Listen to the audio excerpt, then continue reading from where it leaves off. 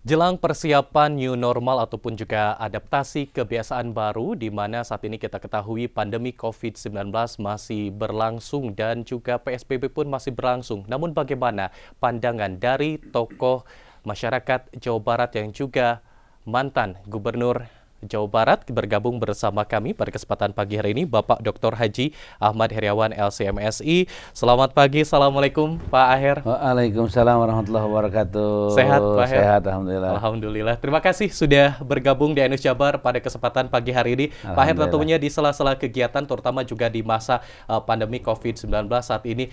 Melihat bagaimana nih Pak, terutama juga perkembangan situasi masyarakat di Jawa Barat saat ini selama baik itu berada di rumah ataupun juga selama masa PSBB ini, melihatnya seperti apa nih Pak Aher? Ya tentu di awal ya, ketika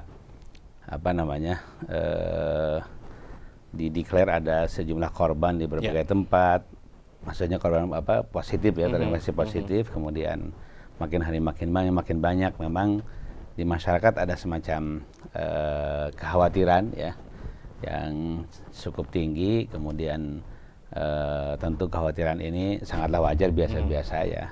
Dari semula kita sehat-sehat, kita biasa bergaul di mana-mana, bekerja secara normal, tiba-tiba dihentikan, tiba-tiba ada PSBB gitu.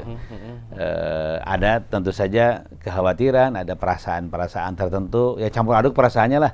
Mudah-mudahan tidak sampai stres apalagi depresi, insya Allah tidak ada. Nah tentu situasi ini kan kalau sebentar mungkin cepat selesai. Ini lama urusannya.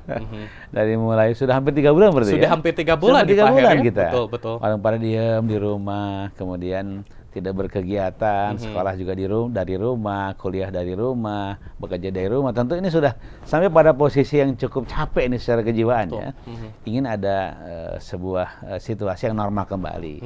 Nah dari sinilah kemudian muncul situasi yang disiapkan secara mendunia tentu saja dengan istilah new normal. Tapi new normal ini kan ada sejumlah persyaratan ya. Persyaratannya ketika memang kurvanya sudah melandai, itu diantaranya. Itu persyaratan yang paling utama saya kira. Pada saat yang sama juga selain kurvanya melandai, juga usaha untuk mengetahui, men-tracing siapa saja yang terkena, terus tindakannya seperti apa, dikejar terus sampai diketahui sebanyak-banyaknya. Itu juga harus mulai sangat masif dilakukan ya. Jadi penyelesaiannya sangat masif dilakukan, pencarian yang positif terus dilakukan dan kemudian diobati, kemudian penyelesaiannya pun terlihat dengan tanda kurvanya mulai melandai. Termasuk kemudian tempat-tempat yang akan dikerumuni banyak orang ya, seperti sekolah diantaranya, atau tempat-tempat pembelanjaan, tempat-tempat perkantoran. Ini kan harus ada sebuah protokol kesehatan yang disepakati bersama, diberlakukan bersama, dikontrol bersama. Nah pada situasi seperti itulah kemudian diperbolehkan ya new normal dilakukan. Nah sampai sekarang kan new normal belum di negeri kita kan, masih wacana dan wacana. Mudah-mudahan pada posisi wacana dan wacana tersebut segera disiapkan segala persyaratan supaya kita layak menjadi new normal ya.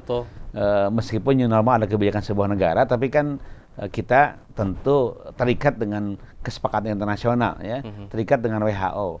Kan boleh jadi ketika umpamanya kita belum sampai pada posisi yang layak new normal, kita new normal, tapi orang lain kan melihat belum layak kita new normal. Akibatnya mereka ya orang-orang asing tidak mau berkunjung ke Indonesia, tidak mau bertransaksi dengan orang Indonesia, tidak mau bisnis Indonesia, kan salah juga. Kalau kita secara sepihak hanya menyatakan layak new normal padahal belum layak gitu.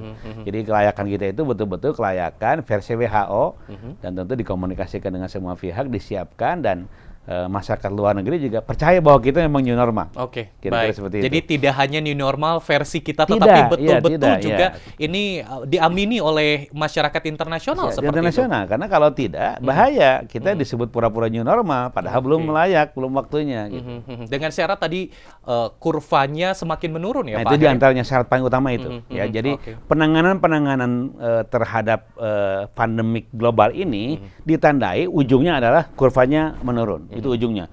Tentu WHO rinci semua 1, 2, 3, 4 persyaratannya. Tapi yang paling menonjol adalah dari semua persyaratan tadi adalah hasil dari seluruh tindakan dan antisipasi mitigasi bencana berupa pandemik global ini adalah kurvanya menurun. Itu yang paling pokok ya. Oke, baik. Dan melihat nih Pak Aher bahwa saat ini persiapan terus dilakukan, namun menurut Pak Aher sebetulnya sektor mana saja yang memang sejauh ini bisa saja lebih sangat mudah di recovery untuk new normal ini ataupun juga adaptasi kebiasaan baru ini? Yang paling mudah di sektor mana nih? Yang paling mudah adalah sektor yang tidak banyak kerumunan massa ya gitu. Seperti telekomunikasi paling mudah. Bahkan bukan mudah lagi, komunikasi mah justru pada saat sektor yang lain terpuruk, komunikasi mau naik gitu. Naik karena justru semua orang pada saat tidak bisa komunikasi secara langsung justru menggunakan komunikasi. Katakanlah rapat-rapat pakai Zoom ya. Pakai sarana komunikasi yang ada. Terus kemudian tentu yang mau tidak mau, apakah itu normal atau tidak normal, mungkin tidak mungkin, layak tidak layak, biasanya sektor kesehatan ya.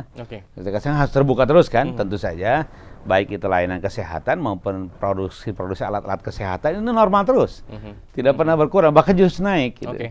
Ya justru pada saat sektor yang lain itu merah ya, ada hibernasi, ada masa istirahat karena memang alat produksi dibiarkan tidak memproduksi karena tidak mungkin ada proses produksi karena menghindari COVID-19 ini menyebar di berbagai tempat. Tapi untuk telekomunikasi, untuk prosesi makanan minuman, untuk alat-alat kesehatan, layanan kesehatan justru naik ya. Itu kurvanya malah hijau, naik ke atas. Normal bisnisnya ya.